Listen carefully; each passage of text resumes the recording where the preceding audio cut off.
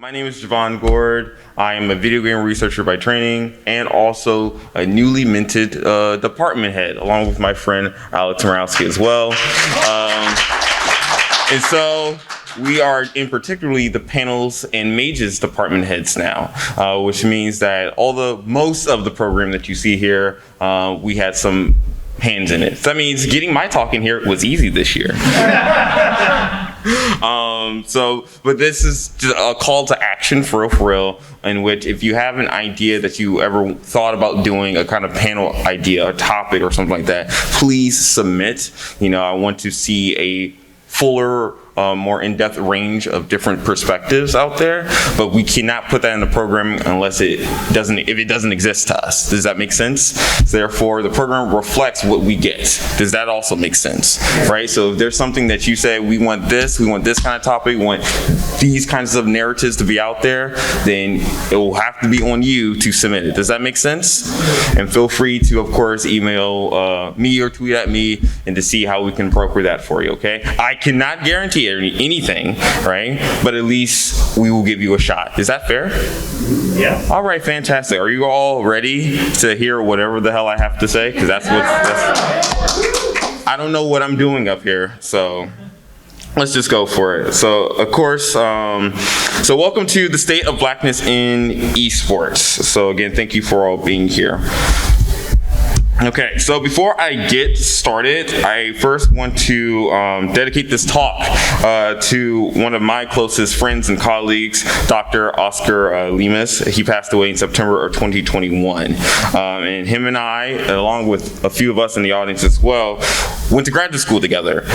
So he was fundamental to my growth, as not just as a scholar, but also as a person in general. So I dedicate this entire talk and honestly the rest of my scholarship forever in my life to him. All right, so on the docket, there are 3 objectives.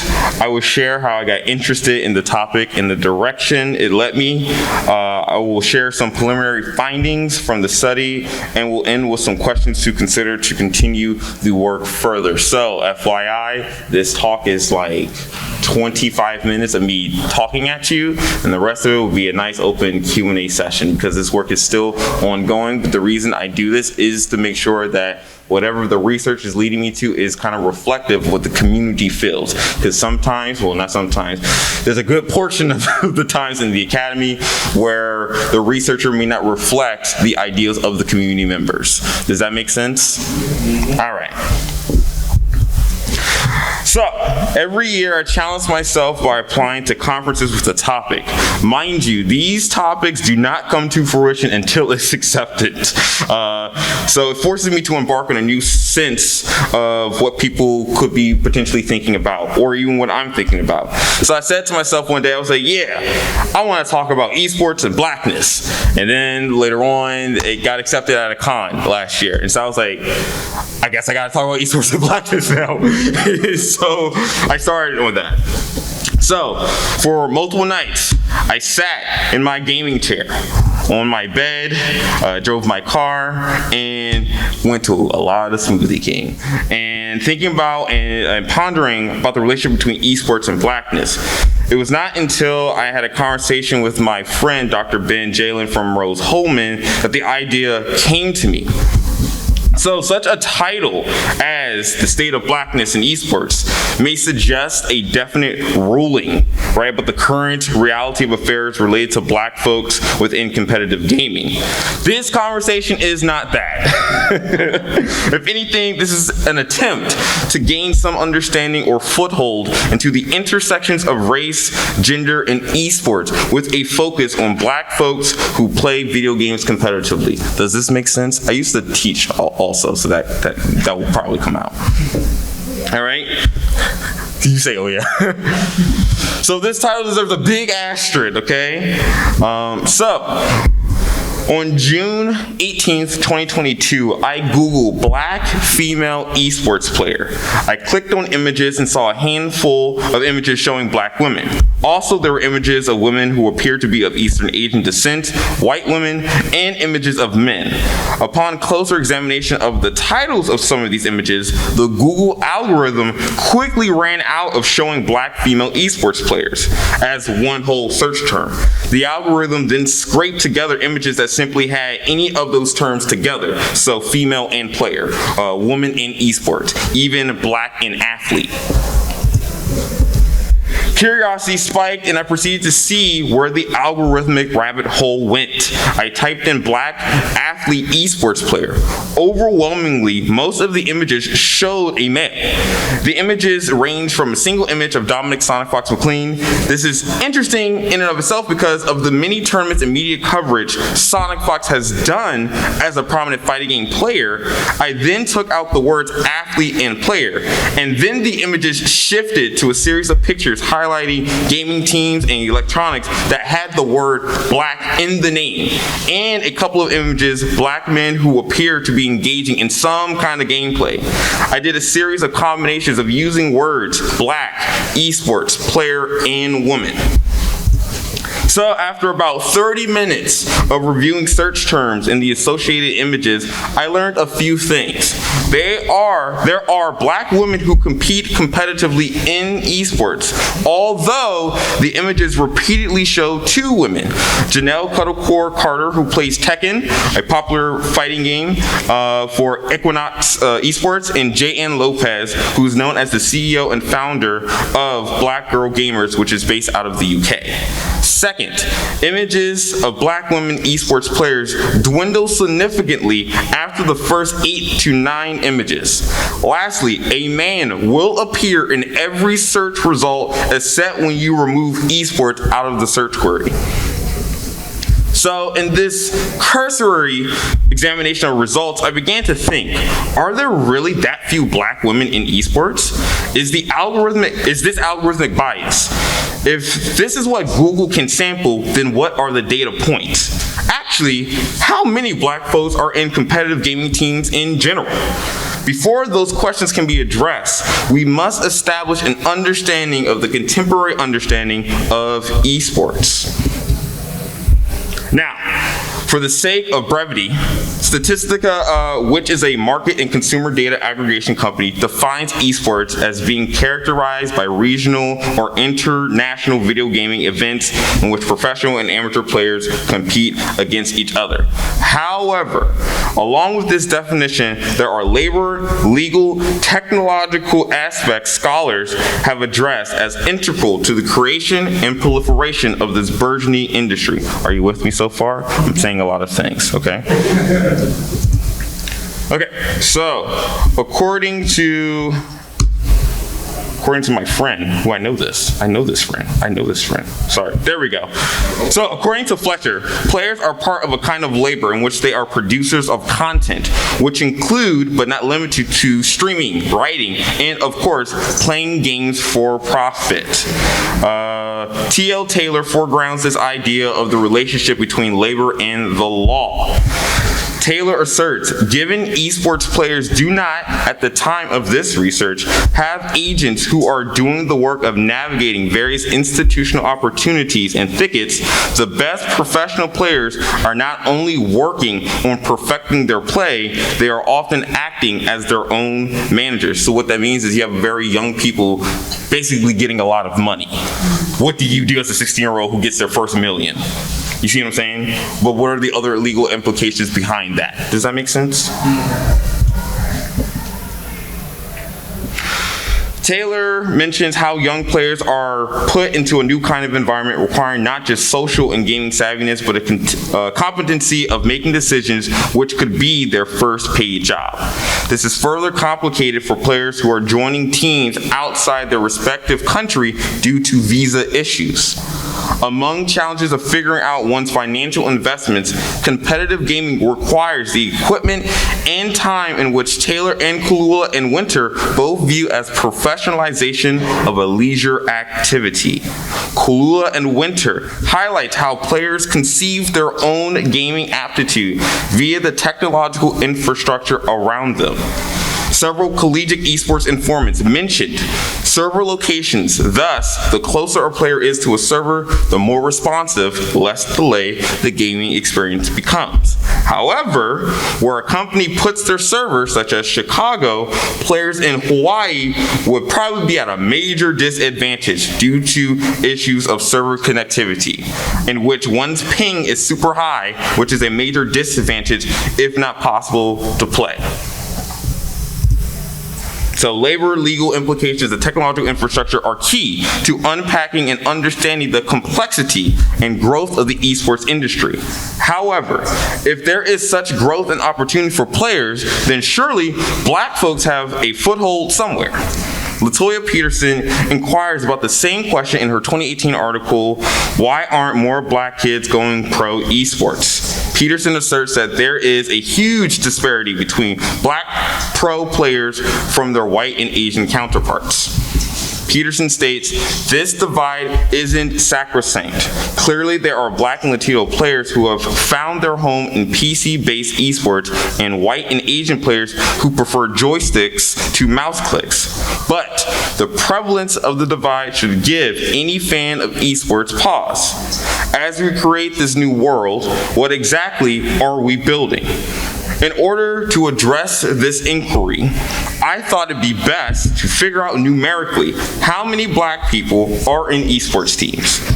However, researching how many teams are in the US, the number is a lot. Many have described the current influx of esports teams as the Wild West. So I had to figure out a different approach in which to analyze the current demographic landscape of the esports industry.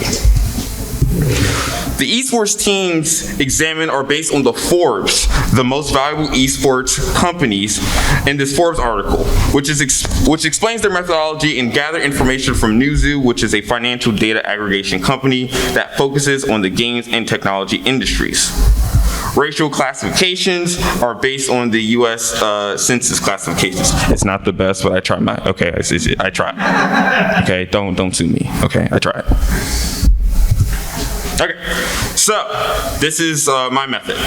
So information on esports players was collected between June 20th, 2022 and July 7th, 2022. On June 20th, 2022, the esports team's website, Liquipedia.com and Fandom.com, were used to verify and collect player information. Anyone who was not strictly a player for a team was excluded from the data collection. That includes your coaches, assistant coaches, strategists, analysts, streamers, former players who were still not taken down from their respective team's website. You get me so far? Got you. All right, so here are the variables that I use to code players, which were the team name, the video game that they played. It's the gender binary, but again, I can only go based on perceived information on their gender. Most people do not disclose their gender publicly on social media. So if there are trans people in the space, then I just do not know because they never disclosed it. I can only work with what is public. Does this make sense? Yeah. All right. I sound like a lawyer sometimes, but I have to. Don't come for me. Okay. It's the trauma of academia. Look.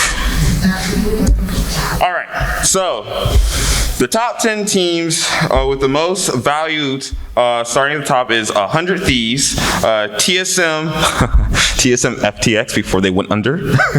So probably TSM now.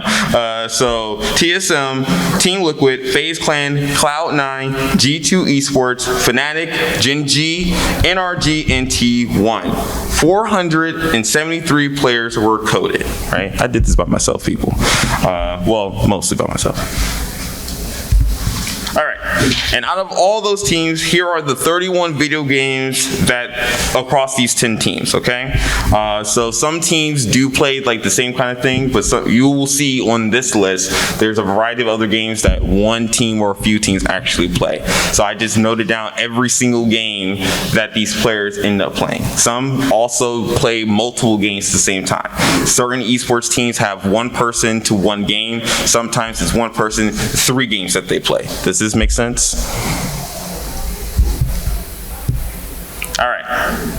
So 43 countries were coded, with 161 players coming from the United States, 68 players from South Korea, 29 players from Canada, 27 players from Brazil, 19 coming from the United Kingdom. I'll stop there for time concerns, but there's no shade to the other countries, okay? I just got to keep this train moving. Okay, now this is audience participation time. Out of the 73 players across 43 different countries, how many players are Black or African American? 10. 3, 10, 5, 3, 4, 5, 4, 10. What is this? What is this? I don't do gangs, so what is that? It was like 10? 7? Okay, 7. You said 5? Okay, 5. You said 1? 15. 15? 20. The price is right. Well, the answer was actually shouted out. And it's nice to know that some of my friends got the right answer too. The answer is 3. Yeah, right. How do you think I felt when I ran the numbers? I was like, what? There's no way. But it's way. All right, so yes, 3. Out of 473 players coded, only 3 are Black. Deshaun Day Hugh is a Fortnite player from NRG. Teray Knox plays for Women's Valorant Virginia. Yes, they have a women's Valorant and a men's Valorant. Okay, I just didn't throw that in there. And you also have Torres Envor Broles, who is a Halo player for Fnatic. Now again, this is a data set only counting for competitive players. There are overwhelmingly more men, 448, than women, which are 25. The most represented racial group are whites with 249, followed by Asians, 167, Hispanic and Latinx folks, 52. As you can see, 3 Black individuals, mixed race, 1, and there was about 2 people who I just could not get a read on. Not because I didn't try, but some people literally just don't have a public profile in general. Okay, so here's the numbers. Now, we must keep in mind, no one esports team functions without some kind of managerial oversight, especially large-scale teams. Therefore, one can find more Black folks involved in the esports industry in other roles. This is Emmanuel Hoaxer Lovejoy, born December 29th, 1989, out of Douglasville, Georgia. He began his esports career in 2011 playing for Storm Ventures. He played on multiple teams, but his first shot at being coach was for Team Allegiance. Unfortunately, that was short-lived, for Hoaxer was the Halo coach for only 17 days. Team Allegiance shuttered its Halo competitive team around March 2017 and officially disbanded its entire organization in 2019. As you saw in the first picture, Hoaxer is now Cloud9's Halo coach since October 2020, so he's doing well for himself. I love this next part. Actor Will Smith, known for his hard-hitting dramas and slap-happy comedies. Too soon? Never too soon. Never too soon. When your anniversary coming up? All right. He invested $46 million in 2019 into the esports team Gen G. According to Forbes, Gen G estimated revenue from last year was $17 million, which is a 35% increase from 2020. Now, why does this matter? Well, I have 3 reasons. Okay, ignore the ones, that's a mistake. But I still have 3 reasons. That still stands. All right, Black folks are kept out of the burgeoning global economy of competitive gameplay. Thus, very few Blacks would have a means to access a new form of wealth. Algorithmically, Black folks are invisible online within the competitive gaming world if only a select few Black players are publicly recognized in ways which online search tools would easily highlight them. It further reinforces that the gaming industry cares mostly about maintaining a certain dynamic of power and control, in particularly a white and male structure that grants access to their space if they deem you worthy based on criteria of their own design. Yes, to be more inclusive when speaking about esports, we must be inclusive of folks who are not competitive players, but coaches and investors, though they are few and far between. I say it is almost too convenient to chalk this whole thing up to systemic racism. In particular, there is a racist structure at play creating, or rather, maintaining the fact gaming culture advantages those who benefit from a white heteronormative structure. But again, this feels rather incomplete. Therefore, further exploration in the data is required to understand the ways in which Black folks are involved in esports and contributing factors limiting access to this burgeoning industry. LaToya Peterson says it best. Esports is new. It doesn't have to turn a current disparity into a reality. All right, and then that's it.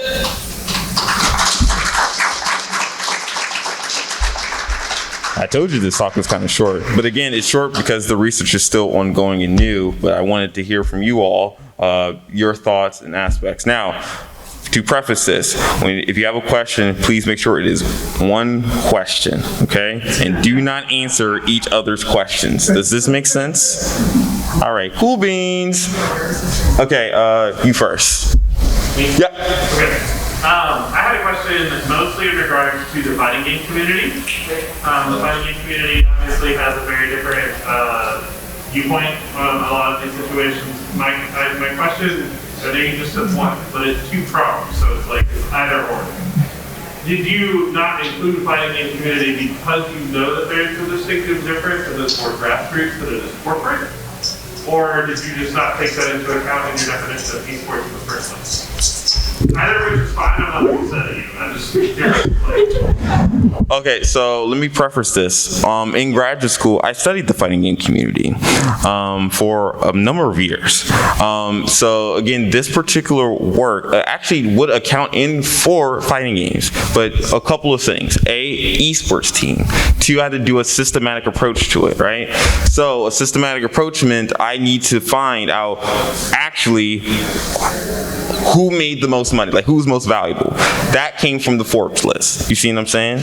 Right? So it's a recognition that, yes, I recognize that the fighting game community has its own thing. Trust me, I'm aware, right? But the teams that support these players financially do not compete, which is why they were not on the list, which is where I was basing this work from. Does that make sense? So it's more in regards to the fact that it's not as corporatized. Yeah, pretty much, right? Second part, I'm fully aware of the different dynamics that the fighting game community has because of its grassroots nature, right? Especially when it comes to racial diversity. I've said publicly before many times that the FGC is one of the most racially diverse kind of like competitive scenes out there. However, when it comes to corporate side of things, it just does not reflect here. That doesn't mean it does not exist and it's not important, it's just not in this particular work. Does this make sense? Yeah. Cool beans. Yeah, I'm just trying to make sure that you are not coming out with pitchforks after this. I'm trying to, yeah. Okay, yes. Okay, so this jumps into the fighting community because it's more so just looking at, do you take into account like accessibility into your metrics, considering how fighting community is more arcade community, is more easier to kind of set that up together compared to some of the games you mentioned are a mixture of MOBAs, a mixture of other games that require teams, that requires a lot more coordination. And unfortunately, I think sometimes a lot of anonymous people. I don't know if that is consideration of we look to accessibility or access to, that's probably one of the reasons why it could be a bit of a difference. Right, and I completely agree with you, and that's also going to be part of the work in and of itself. Something I've also publicly speak out before in other presentations about accessibility, right? This is not to say that Black people never had the means for technological access. This is also not to say that Black people don't play these particular kinds of games either. Again, these games reflect what the current esports teams at this particular particular level financially are playing, right?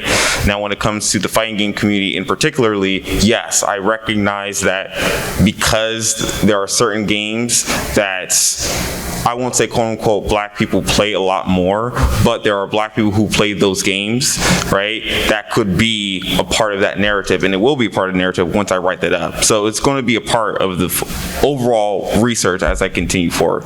But me and you are on the same page. Does that make sense? It makes sense. Okay. Yes. Okay, can I see the slide with your data again? I wanted to know the number of your population. This one? Yeah. Okay, with that being said, are you, just qualitative, so are you running an ANOVA to see a comparison between majority and minority? I will be. That was my question. Okay. Don't worry, don't cut. I got you. That was my question. I got you. Yes.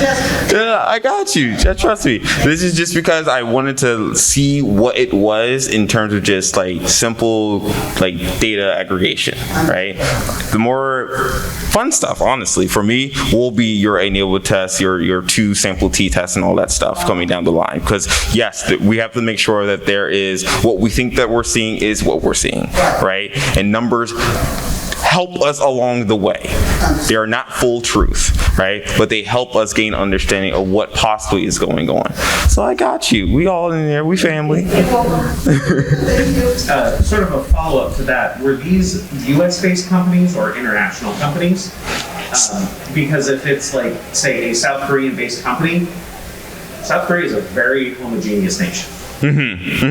So that could be, I don't want to say a confound or something to be aware of. Yes, I'm completely aware of that fact. And yes, a lot of these esports teams are not based in the United States. Jinji, that's a South Korean team, but they have a headquarters in the United States, right? And somehow Will Smith found his way into it. I don't know. Right? And so, but yes, that definitely reflects like the homogeneity. It also reflects why there's a lot of the list of countries that you saw. If you look at them, a lot of them are like European-based countries, right? It's because some of those esports teams are only solely based in Europe, right? So that also has a contributing factor to that. But I'll also be recognizing that in the research as well. But we're on the same page. Okay, yeah. Can you talk about representation? So like, representations like, people seeing themselves in the Google search, like black folks see themselves in, you know, football, basketball frequently. So acquiring new players, people moving into that, like, is that a major effect in, you know, is that sort of what you were saying with people not seeing themselves in it? Sorry, I didn't really come out of the question. No, it's fine. I think I get what you're saying. So to make sure I understand what you were trying to get at, are you basically thinking through there's a lack of black representation in these landscapes because, like, is that a detriment to the acquiring? There's like are there structural barriers to access into these spaces, right? Is that your question? Not even the access to it, but the idea that, I want to go and do that because I haven't seen myself. I've seen a model who wants to do that. Like Will Smith is, you know, running this, and we got the Will Smith Academy or something, you know, like it's like, are you, Oh, okay. So like, it's like almost like movie. Like if you see someone portrayed, like that could be a contributing factor. I'm not going to lie, right?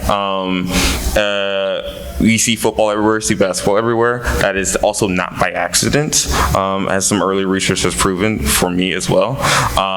That was put in place strategically to have a lot of black folks put themselves in display of entertainment. You can enjoy your NFL and your football, but it is what it is, right? It's people smashing their bodies together, right? And particularly people of color, right? But that's because, well, I won't get into the whole sports history. See, you almost got me started. That's a different panel. Yeah, that's a different panel all itself. But I see what you're saying, and it could be, right? And I think in today's media landscape, they're more accepting of having like esports tournaments in general on television. At first, like maybe 7 years ago, it was hit or miss. I was surprised that when ESPN was just like, all right, we'll stream League of Legends on here. It's like, oh shit, League of Legends on ESPN? Oh snap, that's big. Now we got Twitch, and now everybody wants to like dip into esports and something like that. So there could be that, but again, as I mentioned before, right, these teams are the most valued, which means they're also either having the most support or they're the most viewed, right? And therefore, they get probably most of the attention that people see. And the games that they play may not necessarily reflect the player base who are also watching them, right? So there's more than likely that you'll see a League of Legends tournament on TV than you would like a Street Fighter, right? I watch EVO every year. That's my Super Bowl, right? Like I shut it down, right? It's just like, where's Javon? I'm watching EVO. You see what I'm saying? Right? But EVO, as large as it is, the largest fighting community in the world, right? And it has all the streams, but it's not, unfortunately, on your Fox network. It's not on your ESPN as of yet. They've tried it, right? They've tried it before, but the numbers just sometimes just don't reflect. And there's a perception of like from the talent scout type side of it too, like where the money is, without getting into the ethical implications of that. Right. And there's probably some nuances, some changes that I have not come across and allotted for as of yet, which I'm still sifting through. But part of what you're saying also is you know, it's correct. Like I don't want to come into a space that I don't feel welcome in, right? Or can even see myself doing, right? That also reflects in the job. Like can I see myself being an esports player? Well, all these people look different than I do, right? So why would I join? Right, so there could be that narrative. I again will have to do the research to see that comparison, but I screw it. I'm gonna make that assertion. I don't care. The one in the green, yes. So I know you're looking at specifically professional and profitable companies, but do you have any insights into, I guess, similar to what you were saying, I guess, kind of high at some point, like going from doing it in your youth as an esports group as a child, and then to college, and then into like these professional leagues? I don't even know. So you're talking about, is there a pipeline to get from one thing, kind of like NFL? You started with your Pop Warners, right, and then you end up in like high school, and then college, and then hopefully NFL, right? Right. I say we as like I'm a representative, but the landscape, the American landscape, that is actually happening right now, right? So lots of colleges, University of Maryland College Park, Coppin State University, a few universities in California, they've already have like these esports teams developed, right? Now high schools, there's a program for high school students in California that is doing this kind of work too. I will think in the next 5 years, we're going to be starting to hear middle school and elementary schools, right? So a pipeline is being developed. Here's my thing though. As the pipeline is being developed, who is it being developed for is my question, right? Because again, as nice as this sounds with esports and all that stuff, we could still end up with the same structural problems, right? Which is, well, we're going to pipeline all these esports things into the schools and counties that can afford the technology to do so. At the end of the day, to have a computer to play League, you need the money to have a computer to play League, right? You don't need the fancy 4080s and all that stuff. I'm not saying that, but you still need a school system who's willing to invest in the first place to even do it. First of all, you have to have a school system that understands what the hell this even is, right? And I'm not saying they don't exist, but you need school systems on board that sees this potential. Two, you need to make sure that esports is not going to end up in the same problem where it's clearly there's a racial gap disparity, right? And that is my concern. So I'm glad that there's a proliferation in the educational sectors for esports in a myriad of ways, and it's not always about competitive, right? But I don't want it to also suffer in the same ways other things like lacrosse, right? Like, there's probably hella black people that would love to play lacrosse, right? But like, if the school is just like, nah, we're gonna hedge our bets on football and basketball, then guess what your high school, your elementary school is gonna feed into? Your football and basketball. You see what I'm saying? So esports hopefully is not the same way. But if it is, I'm going to try and document that and note that and yell at someone. One, DC, and then I'll go to you, Anna. Okay. Go. And I was just thinking just like about the money and stuff, because you're talking about these teams and these teams like on money, but what about the individual? Like if it's at this point in the black community, it's a house. Like you're going to go off and you're going to go do this. This is a house. And how many even the top players get that $1 million, $2 million, stuff like that? But then also going back to what you were saying about the football and the basketball for the schools, those are money makers even for high schools and colleges and stuff like that. They bring in money. Mm-hmm. So for them to even have the eSports program, it has to bring in the money for the high school.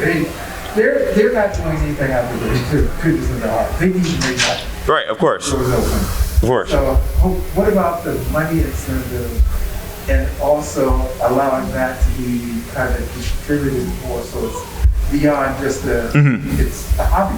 Okay, I'm attacking on two fronts. Is that okay? Probably more. We'll see how this goes. Okay, So, first of all, college players just were able to get paid, like not too long ago. Like they were actually allowed to actually make money off their names not too long ago, right? Because finally they were just like, you know what, we should pay our college players and all that stuff, right? Yeah. Two, esports players do get paid, but it's not the same differential at all, right? It is, and it's per the game for a lot of it, per the game and per the team, right? Because you can get a salary from the team, but of course if you play a game of Dota and you win, that prize pool is drastically different than you win a prize pool in Tekken, right? So of course these players are not all getting the same. Like if you go to, what is it, esportsranking.com, and if you click on like the top 100 like per like paid player, the first 10 if not 20 is all like Dota players. You see what I'm saying? And that thing has not shifted. And I've been looking at the website for years. It has not shifted, right? So there needs to be a way to equitably invest how players get paid, right? The fighting game community suffers from that kind of issue. There are a lot of players who love fighting games, but if you are not like your Sonic Foxes, your taquitos of the world, right? Then Snake Eyes. Your Snake Eyes. I mean, no shade, just throwing out names, right? But if you're not those players, then you are really sometimes putting yourself in a deficit just to be a player, right? And sometimes it's not viable for people. Is there a way to equitably distribute that money? I don't know. But there is an economic disparity between if you are sponsored first and foremost, right? And also the game that you're playing, right? I mean, again, like you can play a game of Dota and walk away, you can like be pretty much set for a long time, right? But if you're a fighting game player, you probably have to play your ass off, excuse my Portuguese, but you have to probably play your ass off in multiple tournaments, in multiple games in the same tournament to get a semblance of probably, if you left off of work for like a couple of days, paying yourself back. Does that make sense? All right, let me know if I'm talking out the side of my neck. Is that good? Okay, cool beans. Yes. So kind of following up on the previous question, I remember you played Overwatch in grad school, so, and we had you kind of already talked about esports or competitive at the university level. So from your experience playing Overwatch semi-competitively, how would you kind of talk about, like, how was the university support, or is it just like that close level? What you university supports it. I knew Lucas. So for full disclosure, I did graduate school at Indiana University at Bloomington, and I was on an Overwatch university esports team. 2 of the members are right here, and we played on this team. What that meant was we played against other people, right? Other colleges and stuff like that. And honestly, we won most of our tournaments, not because we played them, but we legalized the fuck out of them. Because what they would do is, you're talking about my experience playing these teams. Part of the experience was some people try to put on other players that were not on the official roster to play. And so if they couldn't have the team, all the members, they would just try to put someone else on, which you can easily see by the gamer tag.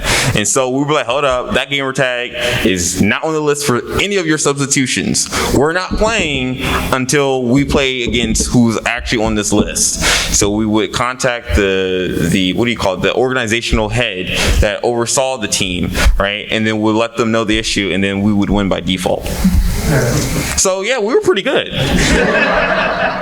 When you put some grad students together, you see magic could happen.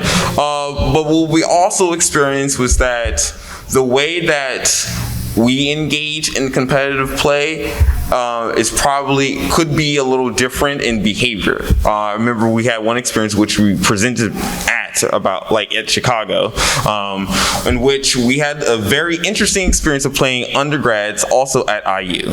And we are in the same room, and there's 6 computers on this side, so we're on this side, and then the undergrads are behind us. And they were playing the game as if it was just a field day. We're trying to play this game competitively, and they're just doing pretty much whatever, literally memeing in the game as they're playing us, right? Which is also, to further drive in the knife, we lost, and it was being streamed upstairs to a giant Jumbotron screen in the media school. And so we're just we're all going home and getting ice cream. And that's what we did. But what we also started to think through was just the forms of engagement, therefore toxicity in the space, what that means, right? For example, not to harp on League. This is my second time harping on League. It's just getting it at MAGFest, but it is what it is. I was interested in League, and when I first wanted to play a League game, I avoided it because of the toxicity I heard about. But then I tried it, and then the first game, before we even moved characters, there was just oh, I think we got some insert N-words in the space. That's the first thing I see in the all chat, and I'm like, what? Saddle up. You see what I'm saying? I played 2 games after that, and I didn't touch it for years. I only recently started playing League because now I have friends that I enjoy playing with, right? But being on an Overwatch team led to a lot of interesting conversations around toxicity in esports, especially coming from an embodied experience that we went through. Anymore? This is fun. I love Q&A. Yes. Yeah. So kind of along the same lines of player toxicity. Obviously that's a problem, right? It really is. Recently, Blizzard, they did a bunch of sweeping user agreement changes to kind of update their user policy to be you have to use more inclusive speech. You can't be saying slurs anymore, which is a good thing. And I've noticed at least that it has changed kind of the player environment. Mm-hmm. What are the kind of policies right now, if any, for esports teams that are agreements like that, that are trying to ensure that diversity can even have a chance of existing in these kind of professional environments? Well, on the diversity angle, I'm not for sure. I have to dig into that. Now, when it comes to just outright toxicity, right, no team wants to have that one player who says something, right, because that falls back on them. So typically that's written somewhere in their contract that, what is it, sportsmanlike conduct is typically the phrasing that is used, and, don't say this and this and this. Now, when it comes to, thinking through issues of diversity and representation and make sure you have a diverse gene pool. Can I tell you a story? I'll tell you a story. And I can't mention the person's name because that person, some shit is going down with that person right now. So, I know, right? Welcome to video games, right? Anywho, I remember I had a conversation with this particular individual who's the CEO of a very prominent esports team. Reggie. I say no names. I say no names, right? I say no names. Okay, y'all not getting me in trouble. So I was talking to a particular CEO who runs a major esports company, and I had a conversation with him, just off the record conversation. And I had mentioned the fact of, hey, I've noticed on your team roster, you have no women at all on your entire team. Like, can you explain why that is? The answer I got was kind of what I expected, but in a weird way. I was just like, well, can you explain this? And they were just like, well, it's not like we haven't tried. It's not like we haven't tried. We're just looking for the right person who has a nice mixture of like player skill and account following, like social media account following. And I was like, well, and I listed off like 3 people off the bat. I was like, well, you have I listed Cuddlecore. I was like, oh yeah, there's this.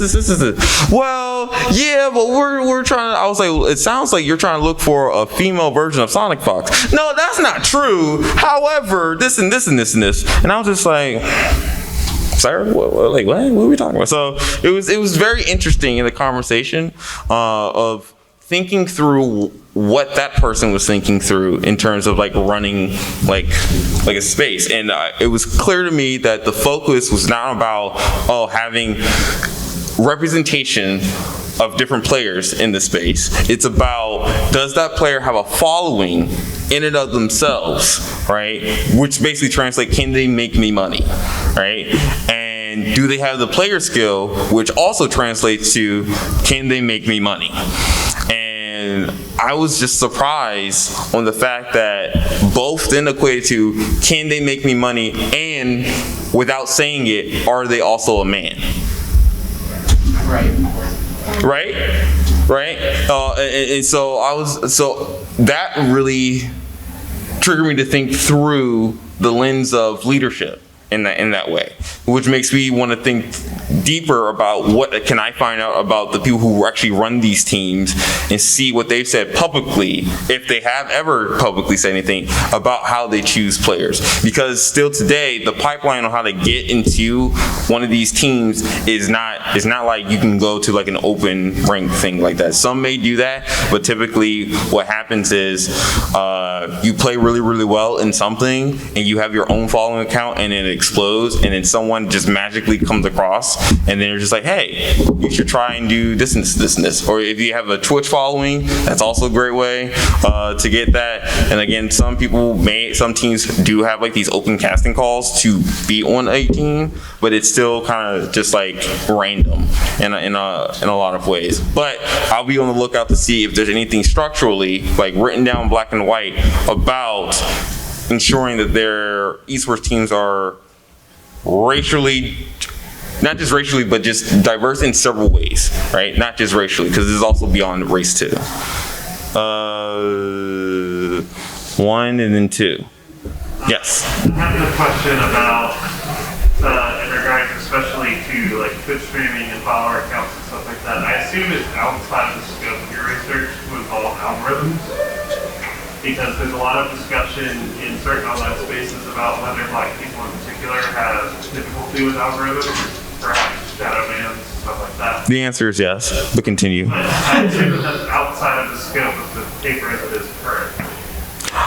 So maybe not. Again, I'm still working on this, and one of the questions I did ask before is this algorithmic bias? This is how I even got to this topic before, because I wanted to see just what would Google spit out at me, right? And Google was spitting out at me, oh yeah, Black women play games competitively, but clearly there's not a lot. So we're going to just scrape together these other things, right? And I want to know why that is, right? Because I can easily rattle off 10 different, women of color who play games competitively. They may be fighting game players, but they still exist, right? They still make bank. They're also sponsored, right? But they don't show up on the algorithm as easy as some other people, right? I want to know what that is. So it could be part of the conversation. This sounds like 2 papers already. I'm tired already. But it is what it is. The work has to be, I have to do the work, But it's a part of the conversation, because it can't be. It's not mutually exclusive is what I'm trying to say. It's just part of the pipeline. Right. Like if you don't get discovered, if that is the criteria of being hired in the first place. Right. Taking systematic barriers. Right. So it's kind of just like, yeah, like it's about, okay, as the person that told me, do they have a following already? Right? And so that person can have all the skill in the world, but if they don't have like an Instagram or a Twitter account, then you're not getting discovered, right? Unless you go on like America's Next Top eSports Players, which I swear to God is probably coming. It's probably coming. It's only a matter of time before Fox picks up the rights. Next question. I think it was, yeah. In Black femme literature, have you been reading up on Pet the Threat?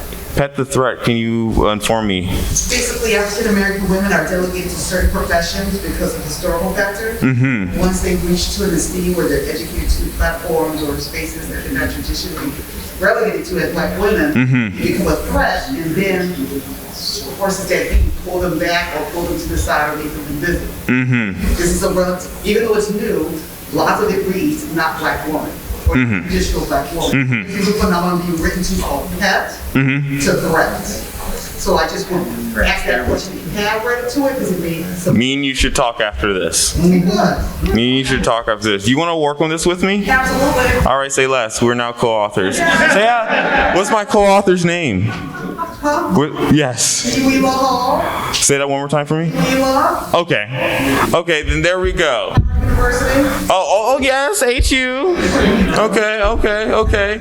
Now I have a co-author. That's nice. See, MAGFest magic. You just never know what happens here.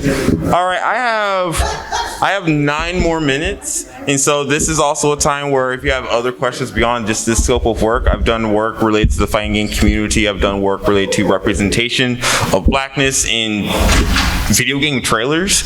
That was also pretty fun. And I write a lot of other things too. So pretty much, if you have questions around gaming and Blackness, you can also ask me those, and I'll try my best not to sound like an idiot. So there we go. DC, yes. What's your favorite game right now? Don't ask that question, bro. Like, of all questions, you see Hilton, this is how they trigger me, brother. Turn the camera off. My favorite game that I'm playing right now, God of War Ragnarok. I even tell my girlfriend, I text her, it's just like, all right, babe, have a good night. I'm gonna go be a father tonight. She's like, you have a son? Like, no, I don't have, well, kind of like a, but I love God of War Ragnarok. I played the hell out of the first one. I love Kratos' storyline because I played God of War when he was just all angry, but to see Kratos now still has that aggression, but now he has to reel it back because he now has another child that he has to be protective over. And Go on. I'm just explaining the abstract of it, really. And so now he has another child to protect, and then, God of War Ragnarok takes place when Atreus is much older, right? Therefore, now Atreus is making more decisions on his own, and Kratos is now picking up on that. Like, you're getting really good at climbing walls now. Yeah, what do you think I'm doing, Dad? Right? And when Kratos goes, that's me. You see, that's someone down, right? And so I love that game. I love the direction. The game is beautiful, right? The score is amazing just to listen to.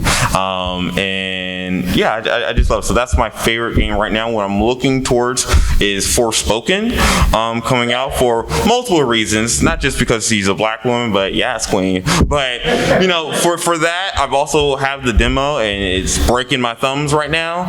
But I'm trying, right? So I'm looking forward towards that because honestly, it's being developed by Square Enix. I was very freaking surprised. I was like, Square Enix does Black people? Let me find out. They do, but this is the first game that I've seen for a long time, if ever, by a major company, non-American company, right, have a Black, female protagonist. Because if you actually also type in Black female protagonist online, you won't find that many. You may find Michonne from The Walking Dead, but again, hers is a Telltale series video game. This is not to trivialize that game because it's amazing, but the budget is different, right? You see what I'm saying? All right, yes. What's your favorite fighter game? Stop! Come on now, y'all really. A hard question. Okay, my favorite fighting game is Mortal Kombat. Here's why. Which one?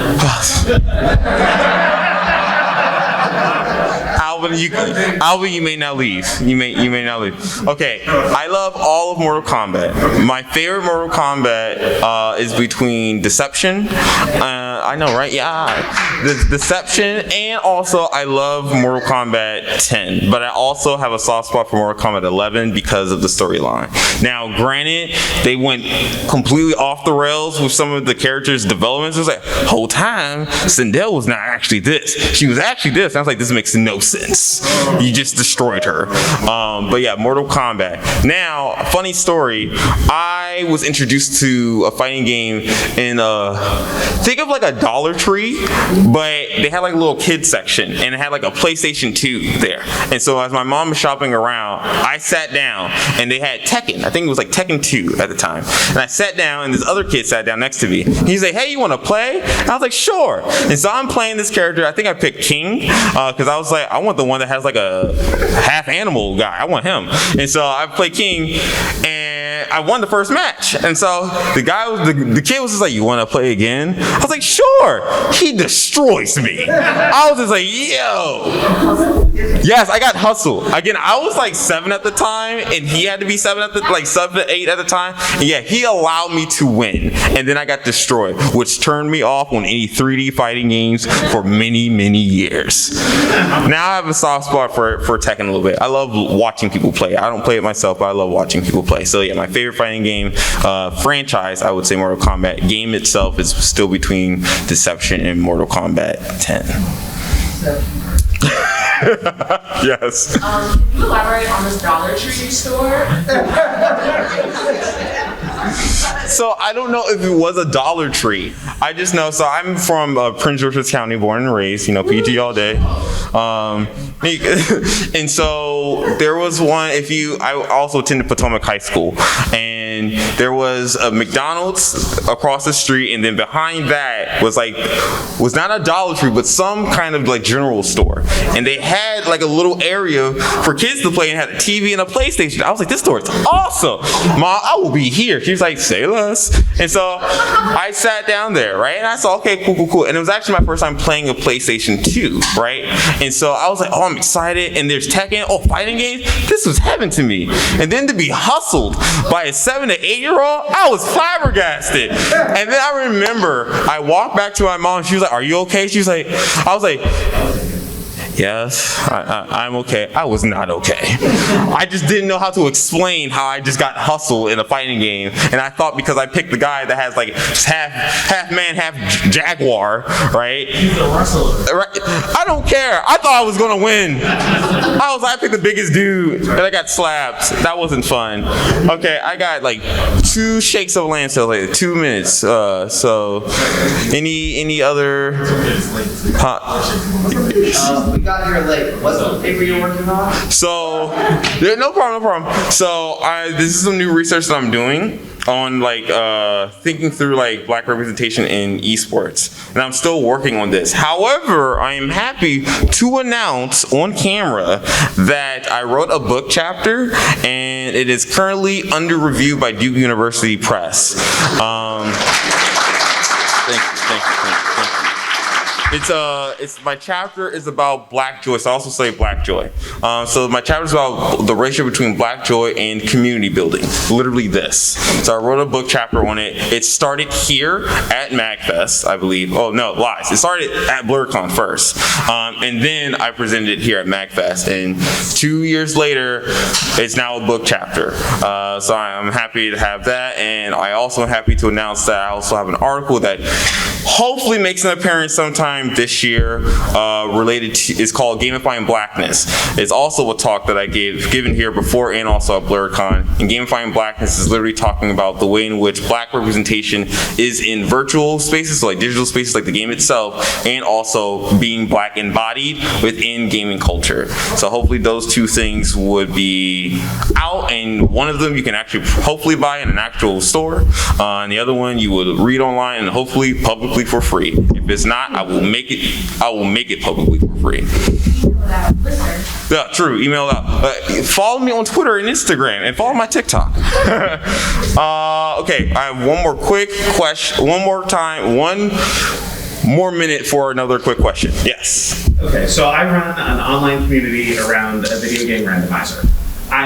With about 2,000 people, I am painfully aware that it is majority vote. How do I fix that? What can I do to reach out and try to fix that? You want my good answer or my honest answer? Yes. You did like the Hideo Kojima one. So my honest answer is you have to put in the work to find the people. They exist, but they may not know you exist, right? So because you exist, then hopefully by doing the work and hopefully employing other people to do that kind of work, to do a search, you can find other people of color to do it, right? Sometimes there's the perspective of, we're so big, other people should know who we are. That is not true, right? Not saying this is your perspective, right? But just in general, we're so big that other people should know who we are. That is not true. There's plenty of people who I don't know. It's just like, you played in a movie for how long? Your career is what, 30 years? Never heard of you, right? Same principle applies. You have to put in the work to find the people, right? And when you do that, an interesting thing could happen, which is that community will probably embrace you and then find other people, right? If they deem your community of some worth, and find other people and then pull them into that community. But you have to do the work to find them, right? You just can't wait and hopefully that black people fall off the sky, right? I told you I gave you my honest answer. Saddle up. All right, thank you so much. Happy.